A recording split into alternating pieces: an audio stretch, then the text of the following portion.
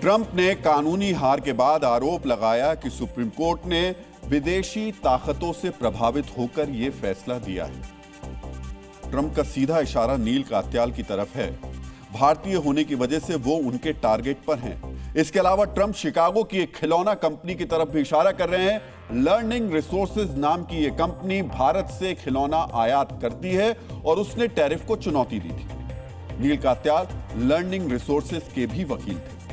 मित्रों, ट्रंप का गुस्सा ऐसे ही नहीं फूटा है। नील ने बार बार ट्रंप को कोर्ट में हराया है। समय के साथ उन्होंने ट्रंप टर्मिनेटर यानी ट्रंप को कानूनी चुनौती देने वाले प्रमुख वकील की अब एक छवि बना ली। उन्होंने ट्रंप प्रशासन की कई नीतियों को अदालत में चुनौती दी है।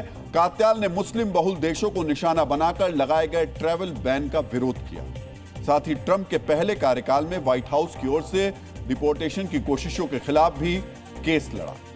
बार बार यही हार ट्रंप के गुस्से के रूप में अब निकल रही है और अब वो सीधे सुप्रीम कोर्ट पर विदेशी प्रभाव में फैसला देने का आरोप लगा रहे हैं। सोचिए, देश का राष्ट्रपति सुप्रीम कोर्ट पर विदेशी ताकतों के प्रभाव में फैसले देने का आरोप लगा रहे हैं। दिलचस्प बात यह है कि टैरिफ के खिलाफ जिस केस में सुप्रीम कोर्ट ने फैसला दिया है, उसमें दलील देने के लिए वकीलों के बीच सिक्का उछाला गया था। इसमें नील कात्याल की जीत हुई, जिसके बाद वो इस मामले में मुख्य वकील बने। डीएनए मित्रों, 55 साल के नील कात्याल की गिनती अमेरिका के मशहूर वकील और कानूनी जानकार के रूप में होती है। शिकागो में जन्म लेने वाले नील कात्याल के माता पिता भारतीय प्रवासी थे, पंजाब से ताल्लुक रखते थे। उनके पिता सुरेंद्र कात्याल इंजीनियर थे और उनकी मां प्रतिभा कात्याल डॉक्टर थी। कात्याल ने डार्टमाउथ कॉलेज से ग्रेजुएशन और येल लॉ स्कूल से कानून की पढ़ाई की। उन्हें राष्ट्रीय स्तर पर पहली बड़ी पहचान साल 2000 में मिली, जब उन्होंने तत्कालीन उपराष्ट्रपति अल गोर की ओर से केस लड़ा था। नील कात्याल वॉशिंगटन के लॉ फर्म मिलबैंक में पार्टनर हैं। ओबामा प्रशासन के दौरान कात्याल अमेरिका के कार्यवाहक सॉलिसिटर जनरल के पद पर काम कर चुके हैं, जो अमेरिकी सरकार का एक वरिष्ठ कानूनी पद होता है। सुप्रीम कोर्ट में नील कात्याल ने 50 से ज्यादा मामलों की पैरवी की है, जो किसी प्रवासी वकील के लिए एक रिकॉर्ड है। उन्हें अमेरिका में कई प्रतिष्ठित अवार्ड भी मिल चुके हैं। साथ ही वो फोर्ब्स मैगजीन की लिस्ट में टॉप वकीलों में भी शामिल हैं। लेकिन टैरिफ के खिलाफ उनकी ये जीत अब तक की सबसे बड़ी जीत है। इसकी वजह से वो पूरी दुनिया में मशहूर हो गए हैं। अमेरिकी मीडिया रिपोर्ट्स के मुताबिक इस हार की वजह से ट्रंप प्रशासन को टैरिफ के रूप में वसूली गई रकम में से 170 अरब डॉलर वापस करना पड़ेगा। यानी ट्रंप ने पिछले साल अप्रैल से जितनी राशि टैरिफ के रूप में वसूली, उसका आधे से ज्यादा पैसा अब वापस करना पड़ेगा। डीएनए मित्रों, ट्रंप के खिलाफ दलीलों के मामले में नील कात्याल के सहयोगी प्रतीक शाह भी पीछे नहीं रहे। प्रतीक शाह 2 अमेरिकी कंपनियों की तरफ से यह केस लड़ रहे थे। प्रतीक शाह अमेरिकी सुप्रीम कोर्ट में 18 केस लड़ चुके हैं, जिनमें से 14 में उन्हें जीत मिली। हिंदुस्तानी डीएनए वाले अमेरिका के इन दोनों कानूनी धुरंधरों ने ट्रंप के दावों की धज्जियां उड़ा दी।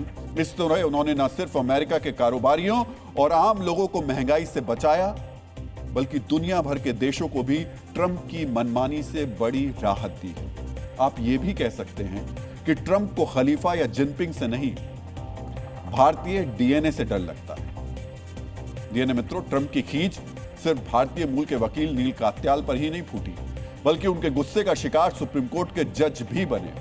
वो जज जिनमें से ज्यादातर उनकी पार्टी रिपब्लिकन की विचारधारा के समर्थक हैं और जिनमें से कुछ को ट्रंप प्रशासन के दौरान ही नियुक्त किया गया था।